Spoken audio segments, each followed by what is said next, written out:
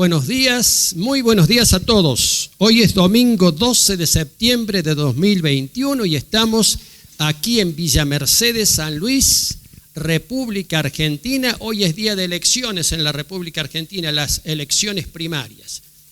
Bueno, y nosotros estamos aquí reunidos en el culto de la mañana, en nuestra congregación, bendecidos por un hermoso día. Bendecidos, acabamos de tener la presentación de una niña, preciosa niña, Briana se llama. Qué bendición cuando presentamos un niño al Señor para que sea criada en este caso, en los caminos del Señor. ¿Cómo estamos viviendo estos tiempos? ¿Los estamos viviendo como creyentes? ¿Los estamos viviendo con fe? ¿Los estamos viviendo como hijos de Dios o simplemente como el común de la gente? Porque son tiempos especiales, son tiempos particulares que estamos viviendo ya desde hace unos cuantos meses. No solo por la pandemia, sino por todas las cosas relacionadas, por todas las cosas que rodean este asunto de la pandemia y, en fin, los protocolos, todo eso. Yo ya he hablado de eso. ¿Cómo estamos? Me alegro, bendición. Ahí un hermano me dice, estoy bien. Porque en fe estamos viviendo. Eso es lo que me gustó. En fe lo estamos viviendo. Porque algunos o muchos estamos cansados, pasados por muchas pruebas. Hay mucha gente que ha tenido que despedir a familiares o amigos que han fallecido. Muchos han perdido un ser querido. Algunos han perdido el trabajo. Otros han estado con mucho temor por muchas cosas. Pero otros se han afirmado en la fe en Cristo Jesús. Yo quiero hablar en esta mañana y he titulado a este mensaje Dinero o proceso. Dinero o proceso. Y esto me viene de una charla que tuve unos días atrás, la semana pasada. Estábamos de viaje con la pastora Adela y pude hablar con un hermano creyente que me contó lo siguiente. Me contó que él había estado pasando por tiempos muy difíciles, sobre todo muy difíciles desde el punto de vista económico, no conseguía trabajo y le iba mal en esto y esto otro, un hombre casado con hijos. Entonces va a hablar con su pastor. Él dice, pastor, necesito hablar con vos. Y va muy cargado el hombre a hablar con su pastor. Muy cargado, de tal manera que lo primero lo encaró y le dijo, estoy cansado de todo esto, estoy cansado, no creo nada. Le tiró toda la pálida encima al pastor. Tengo problemas económicos, tengo problemas aquí y allí. El pastor lo escuchó. Y después que terminó de hablar y largar toda su letanía, todos sus lamentos, todas sus cosas, todo su cuestionamiento, el pastor le hace una pregunta. ¿Y vos qué querés? ¿Dinero o proceso? Si querés dinero, Dios te puede dar dinero ya, pero te vas a perder el proceso. ¿Qué es el proceso? ¿Cómo proceso?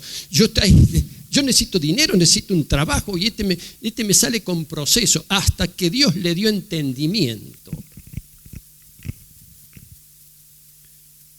para comprender lo que significa un proceso, y si ese proceso viene de Dios, proceso, que es una secuencia de pasos que puede durar no sé qué tiempo, pero un proceso nunca es instantáneo. Mucha gente lo que quiere hoy son soluciones instantáneas. Eso no va a venir de Dios.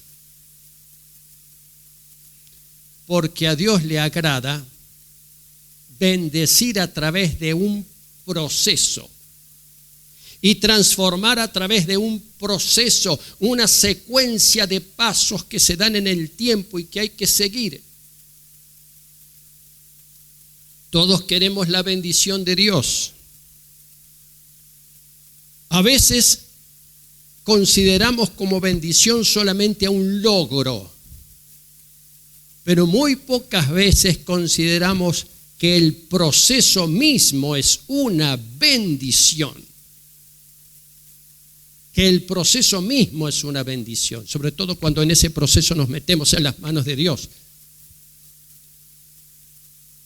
Es como si alguien viene y me dice, pastor, doy gracias a Dios porque terminé mi casa, terminé mi casa. ¡Qué bendición, qué cosa grande! Pero ¿sabes qué? La bendición empezó antes.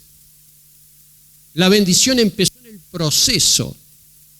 Cuando cavaste los cimientos o hiciste cavar los cimientos, gracias a Dios, bendito sea. Y ese proceso de Dios es la bendición que culmina cuando te metes dentro de la casa. Dios obra a través de procesos. En Génesis 12 está el relato de cuando Dios llama a un hombre al quien se le denomina el padre de la fe.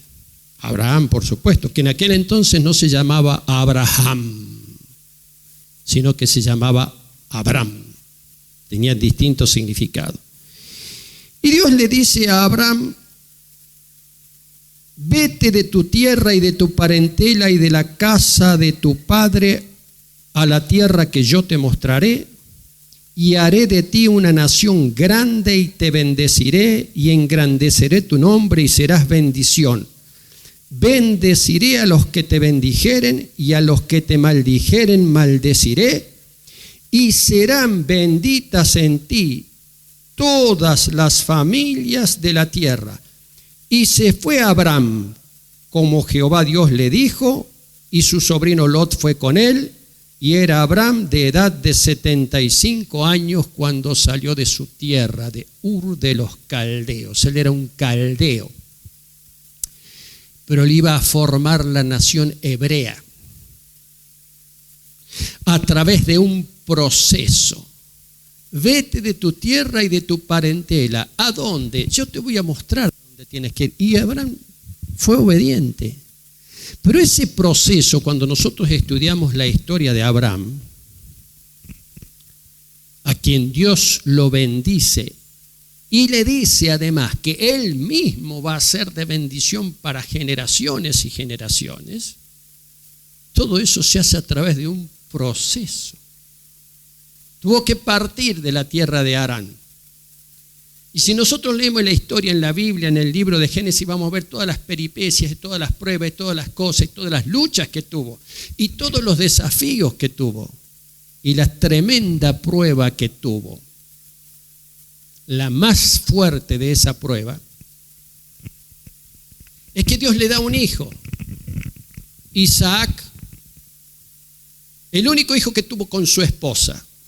Abraham era un patriarca y en aquellas épocas los patriarcas tenían esposas, tenían concubinas. Con las concubinas tenía hijos, pero él quería tener un hijo con su esposa Sara, pero Sara era estéril y él un hombre de edad avanzada. Y Dios le dice: vas a tener un hijo, y ese hijo nace y crece. Y en determinado momento Dios le dice: me tenés que sacrificar a tu hijo, a ver si vos tenés fe en mí. Sacrificar a tu hijo. Es un relato espeluznante este. Y va Abraham con Isaac a donde iba a hacer el sacrificio de su hijo, y Isaac era un muchacho, ya muchachito, y le dice: y padre, ¿dónde está el cordero para el sacrificio? Porque el padre le dice: vení, hijo, que vamos a hacer un sacrificio. Papá, ¿y dónde está el cordero para el sacrificio? Y Abraham le responde: Dios lo va a proveer.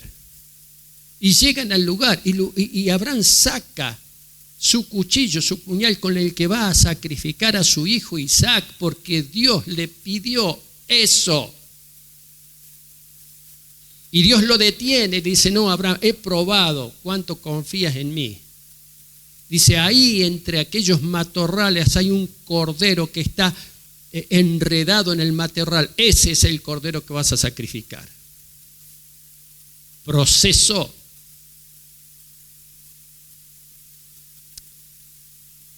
Y a través de ese hombre, el padre de la fe, como se lo llama, Dios crea una nación, y esa nación trae bendición, y a esa nación viene el Redentor, el Salvador, Cristo Jesús. Siglos después. Siglos después. Una mujer estéril va un día al templo en Silo. Ella vivía en otro lado. En aquel entonces el templo de Dios estaba en una ciudad que fue la capital de los israelitas durante varios siglos que se llamó Silo, hasta que después pasó a Jerusalén. Esa mujer estéril llamada Ana no tenía hijos, dice la Biblia. Su esposo tenía otra mujer más, y la otra mujer se burlaba de ella porque no podía tener hijos. Entonces un día esta mujer va, como acostumbraban ir al templo en Silo a adorar, y ella ora y le pide a Dios un hijo. Y ora con tanta fuerza, con tanto poder, que el sumo sacerdote Elí, que era un hombre que estaba allí ya bastante grande, pensó que la mujer estaba borracha, en fin. Y le dice, no, no estoy borracha, estoy orando a Dios porque quiero pedir un hijo. Pero hace un trato con Dios. Ana, si me das un hijo, yo lo voy a consagrar para tu servicio. Nació, lo llamó Samuel, que significa escuchado por Dios. Y cuando crece Samuel, Samuel lo trae siendo un niño pequeño, dice la Biblia, cuando fue destetado, cuando ya tenía una edad más o menos, pero chico, edad, nosotros decíamos a lo mejor empezando la primaria, 7 años, 8 años por ahí, lo lleva a Silo, se lo da al sacerdote y Samuel ya nunca más vivió con su familia.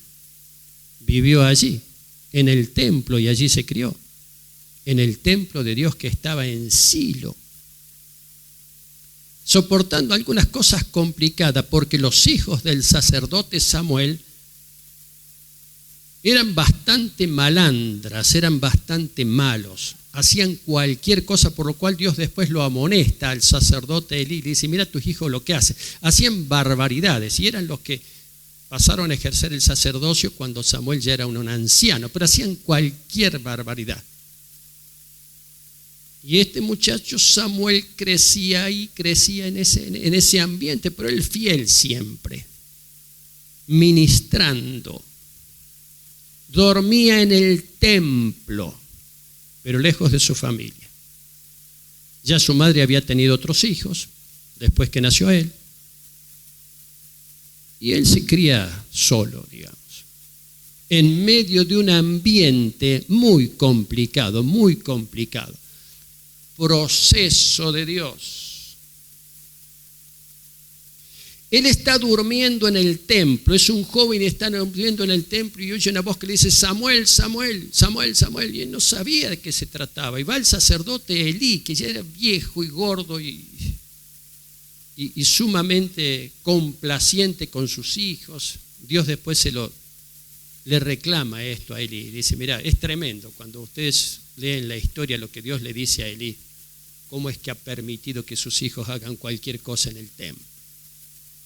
Pero bueno, ahí está Samuel y escucha una voz, Samuel, Samuel, de noche se despierta, va Elí, Elí, me llamaste, y Elí le dice, no, no te llama, anda, acostate de nuevo. Y otra vez, hasta que Elí le dice, mira, si llegas a sentir tu nombre, decir, habla Señor, porque tu siervo oye. Es Dios que lo estaba llamando a Samuel. Y le da una gracia porque Samuel es verdaderamente el organizador de la nación, que había tenido muchos jueces, él fue el último de los jueces, pero fue el que organizó a través de todo un proceso desde niño, solo, al cuidado del sacerdote Elí y de la otra, pero solo, no tenía ni a su padre ni a su madre consigo, solo, proceso de Dios. Proceso de Dios. Él llegó a ser un hombre muy grande en la historia de la nación hebrea. Un hombre de Dios. Si vamos al Nuevo Testamento, es muy interesante ver el proceso de Pedro. Aquel pescador a quien el Señor Jesucristo llama, a él y a su hermano Andrés y otros pescadores, porque Jesús predicó particularmente en Galilea y alrededor del mar de Galilea había varias ciudades y mucha gente, muchos de ellos se dedicaban a la pesca. Y el Señor Jesucristo lo llama a Pedro. Y Pedro ocupa un lugar importante, un lugar preponderante porque era como un líder natural. Ahora era un hombre muy tosco, un hombre que le costaba entender las cosas, un tipo medio cabeza dura, medio arrebatado. Necesitaba un proceso. En determinado momento, cuando el Señor Jesucristo sabe que va a ser entregado, en el capítulo 26 del Evangelio de Mateo, y está en otros evangelios, relatan esto. Cuando hubieron cantado el himno, salieron al Monte de los Olivos. Después que Jesús tiene la última Pascua con los discípulos, cantaron un himno y salieron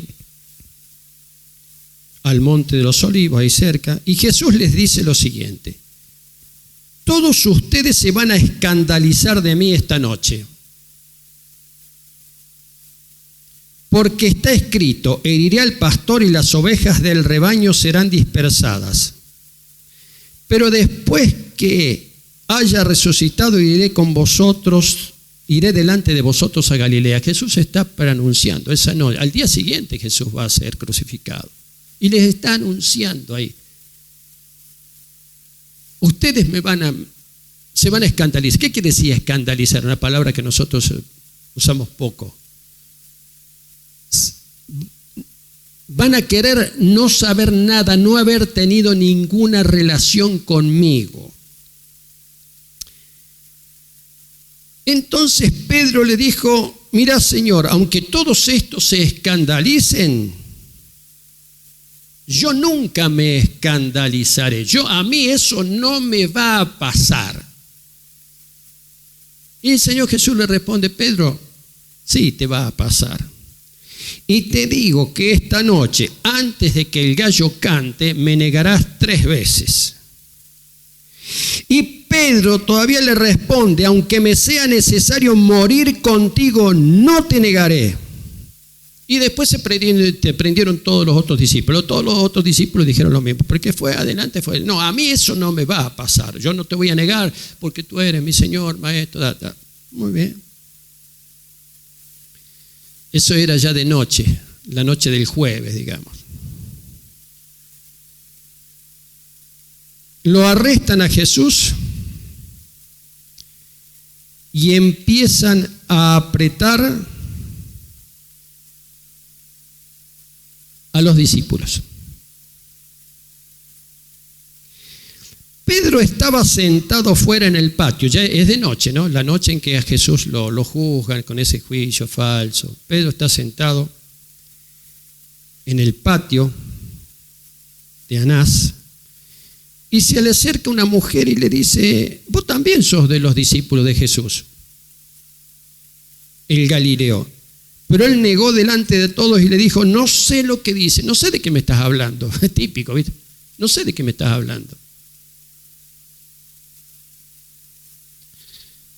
Y salió a la puerta y otra mujer la vio y le dijo a los que estaban allí: este también estaba con Jesús, el Nazareno.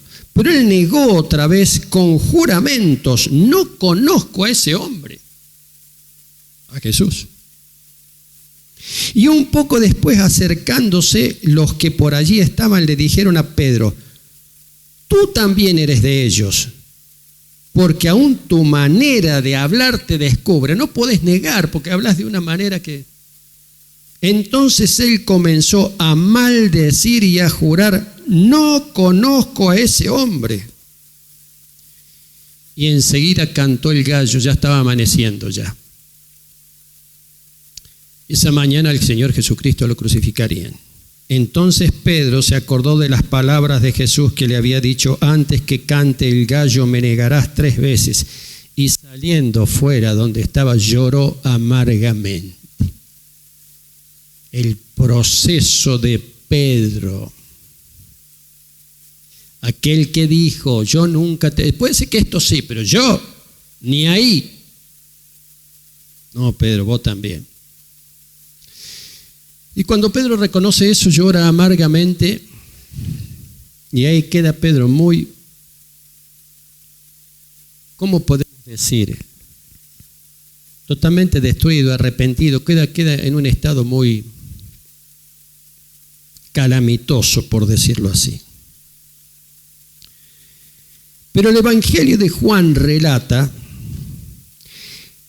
que después de que Jesús resucitó,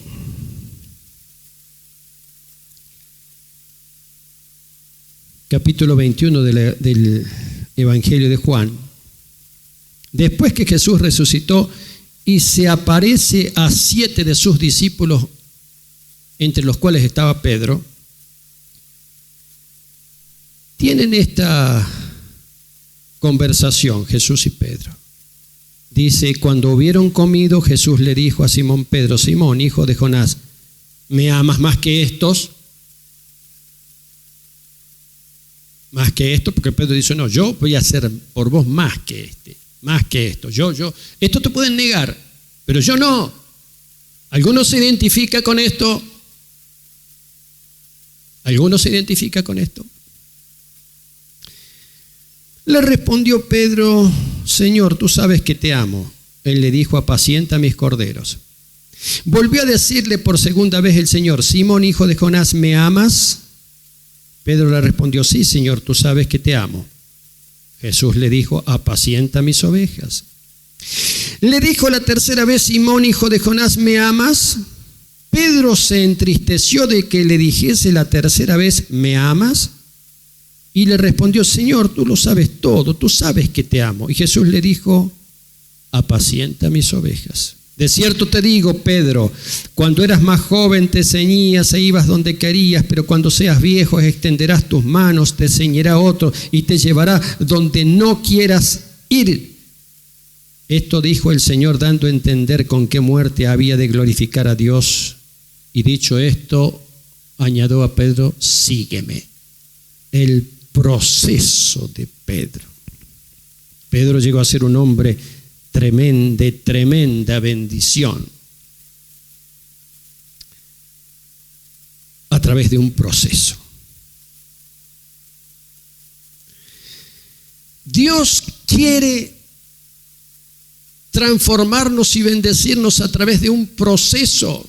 A veces ese proceso es difícil, a veces es una prueba, a veces como Pedro, como Abraham, como Samuel, como tantos otros. Un proceso de Dios que puede ser duro, pero hay bendición en el mismo proceso, porque es un proceso que levanta, porque es un proceso que transforma, porque es un proceso que restaura.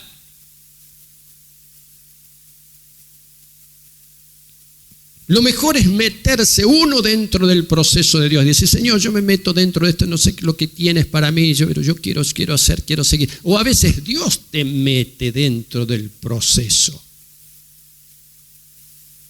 Y muchas veces no se interpreta qué es, cuál es el propósito, hasta que se transita el proceso.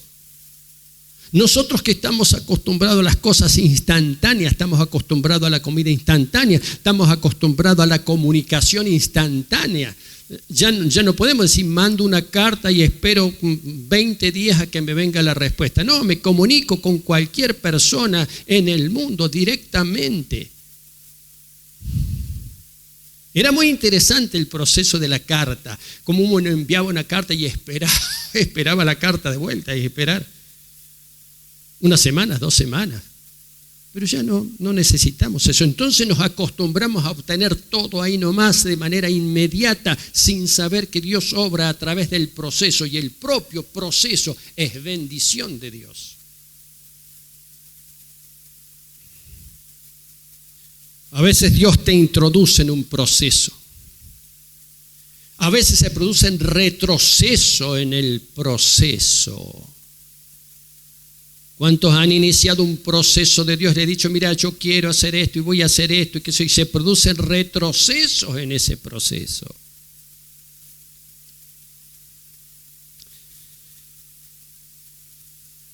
Pero también hay egreso del proceso. Lo cumplo al proceso. Y egreso, que es como cuando te metes en una carrera, ¿viste? Te das una carrera y ese es un proceso. Es lo mismo que decir, pastor, qué bendición, mira, me recibí. Amén, querido, querida, qué bendición te recibiste. Sos un profesional para la gloria de Dios. Pero, pastor, qué bendición, estoy en este proceso de estudiar una carrera universitaria y tengo problemas con esto. Qué bendición, hermano, por querido, porque estás dentro del proceso y el proceso es bendición.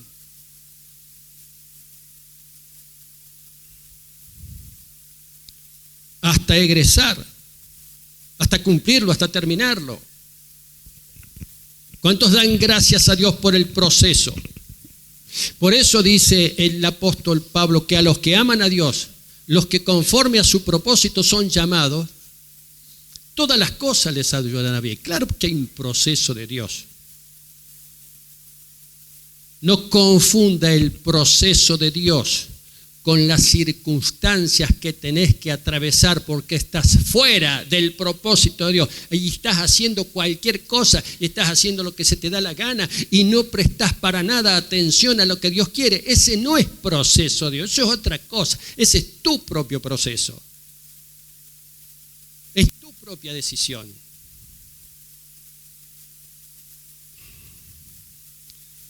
El proceso de Dios requiere un aprendizaje que hemos aprendido en este tiempo.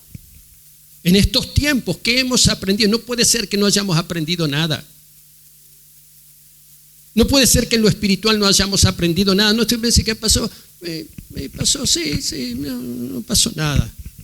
Algunos de ustedes que están acá han pasado por un proceso difícil desde el punto de vista de la salud. Y es complicado y es difícil. Y es duro y nadie quiere pasar por eso. Pero en el Señor hay un proceso y pregúntate, bendito sea el Señor, ¿por qué me ha metido en este asunto? ¿Qué propósito tenés, bendito? ¿Qué propósito tenés? El proceso en Dios es de aprendizaje, de determinación y de esfuerzo.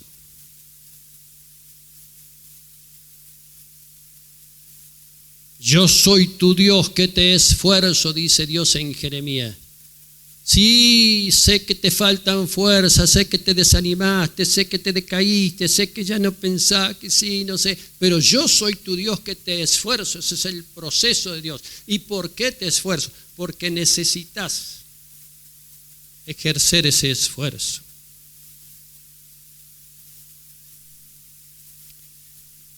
¿Queremos bendición sin proceso? Esa es la fácil. Es como aquel que dice, si yo ganara la lotería. ¿Y qué sería de tu vida si ganaras la lotería? A lo mejor se te arruina, a lo mejor no estás preparado. Porque te arruinás. Un proceso de bendición. ¿O queremos un proceso de bendición? ¿Qué es el proceso de bendición? Algo que está pasando y yo sé, y hablo con él y consulto y alguna cosa no la entiendo y me cuesta pero es un proceso de Dios, como le dijo ese pastor a ese hermano. Así que vos que querés dinero, si querés dinero no lo podés tener, pero Dios te da algo mejor, te da un proceso y te va a formar para que puedas vivir una vida con propósito. Entonces Dios te va a dar dinero, te va a dar una familia, te va a dar lo que te va a dar, porque Dios es generoso.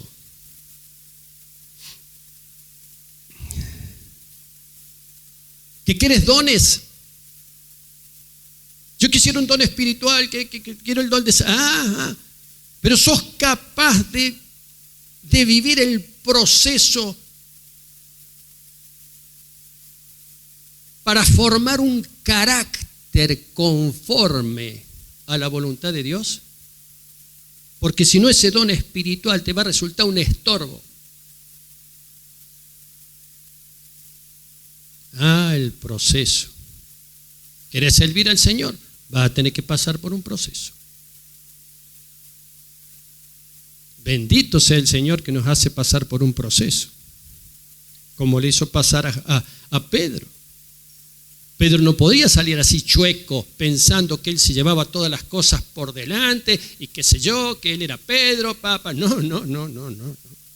No servía. No iba a servir para la obra. No iba a servir. Y viene ese proceso del Señor, donde lo quebró, ¿viste?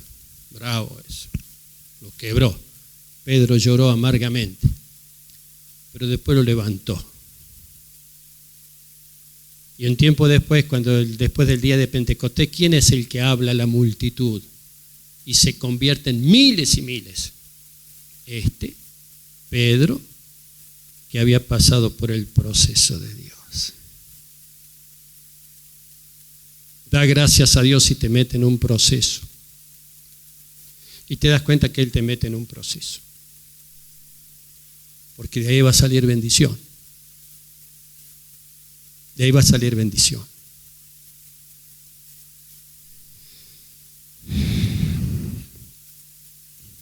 En estos tiempos, mis queridos, nada es simple, nada es sencillo. En realidad nunca lo fue.